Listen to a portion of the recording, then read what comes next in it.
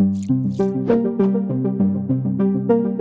le laboratoire départemental, c'est un service du département qui est là vraiment en qualité d'outil opérationnel pour assurer la veille sanitaire. Veille sanitaire que l'on retrouve dans le domaine de la santé animale, comme de l'hygiène alimentaire ou de l'environnement. Alors, le laboratoire est en charge de la surveillance de l'ensemble des demi-pensions du département. Donc, dans chaque collège, nous passons 4 fois par an pour assurer du prélèvement, bien sûr réaliser les analyses, mais nous sommes là également pour accompagner tout le personnel de la restauration par le biais d'audits, de visites de suivi, de formation. Et nous sommes bien sûr là, présents en back-office, dès qu'un problème est rencontré.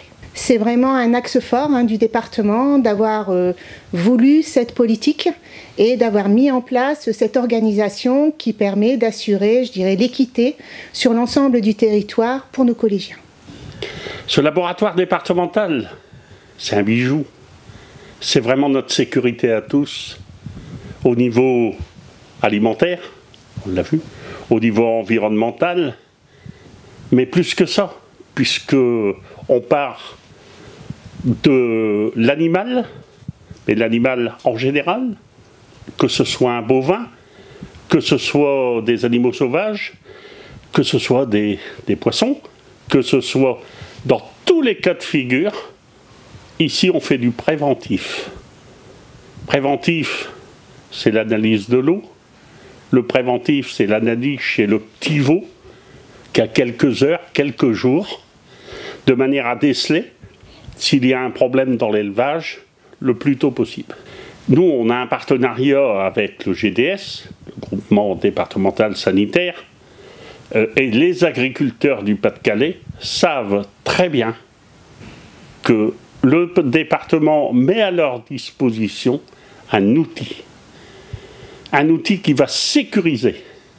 Que ce soit le jeune agriculteur qui vient de reprendre une exploitation, il a hérité peut-être au niveau de la famille de quelques animaux, il va les compléter avec des apports extérieurs, et il a besoin de connaître la santé de son cheptel. Nous sommes capables de le faire. Santé animale, volet très important dans notre département, qui compte environ 350 000 bovins. Alors, la santé animale, c'est bien sûr l'aspect réglementaire. Chaque bovin doit être suivi pour s'assurer qu'il n'est pas porteur de telle ou telle maladie. Mais c'est aussi tout un volet préventif qui est mis en place en lien avec la Fédération des chasseurs, le groupement de défense sanitaire, l'ADDPP, tous les acteurs du sanitaire terrain. Ces actions préventives permettent de déceler la moindre maladie émergente qui permet ensuite de mener à bien des actions pour l'éradiquer au plus vite au sein des cheptels. On entend parler parfois de maladies chez les animaux sauvages par exemple. Vous avez aussi un rôle à jouer ? Tout à fait. Donc là, c'est notre partenariat avec la Fédération des chasseurs. Donc dès qu'un cas suspect est détecté sur le terrain, le cadavre de l'animal est amené au laboratoire. Nous réalisons une autopsie, nous regardons les lésions apparentes et mettons en culture pour vraiment essayer de trouver l'origine du décès de l'animal. C'est très important parce que là on est plutôt dans une expertise, voir un petit peu, on rejoint cette notion de maladie émergente sur le territoire. Aujourd'hui on a peut-être un cadavre, demain on en aura peut-être 10.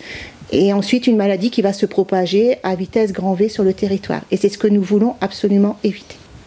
Troisième volet, là on est sur un volet plus environnemental ? Oui, environnemental. Donc là, nous sommes essentiellement sur le suivi des stations d'épuration, des communes rurales qui n'ont pas forcément les outils et les moyens de mener à bien et de suivre le bon fonctionnement de leurs stations.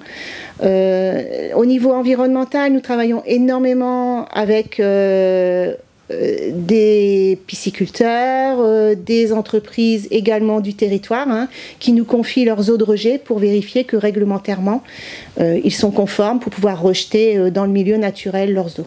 On parle de plus en plus de la One Health, une seule santé, où l'humain et je dirais l'animal partagent les mêmes problématiques. C'est la raison pour laquelle de nombreux labos départementaux ont d'ailleurs fait les recherches Covid, en période de Covid.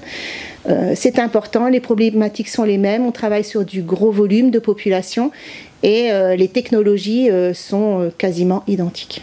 Je défendrai toujours le fait qu'ils soient équipés avec les technologies qui permettent de continuer à avoir cette sécurité, c'est garanti, de pouvoir détecter le moindre problème, on l'a vu, que ce soit la sortie d'une station, que ce soit l'eau qu'on peut consommer, que ce soit les animaux qu'on mange, que ce soit le poisson qu'on va le samedi pêcher dans l'étang avec nos petits-enfants.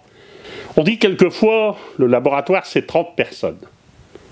30 personnes, si on ramène ça à l'effectif de notre département, ça ne représente pas beaucoup.